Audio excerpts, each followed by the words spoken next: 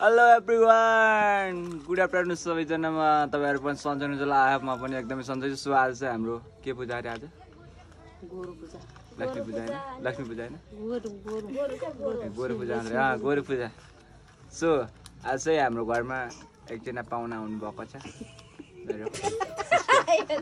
अनि त्यहाँ माला हुँदै हुनुहुन्छ। सो भिडियो बनाइदियो भनेर अनि भिडियो बनाइने अहिले मसँग टाइम छैन, यहाँ ब्लग गरेर आइदिन्छु अनि ट्याक्क फेरि त्यो एउटा काटेर भिडियो बनाइन्छ। सो आज चाहिँ भोलि टक्क भाइटिकाको दिन। उहाँ चाहिँ मेरो सिस्टर, यानि कि मेरो सिस्टर मतलब दिदी, फेरि कतिले इङ्ग्लिस बुझ्दैन त्यही हो। अनि यहाँ मालासाला हुँदैछ टक्क भोलिको लागि, हामीलाई लगाउनको लागि। अनि हाम्रो छोडे चाहिँ चाहिँ फेरि हाम्रो छोटे।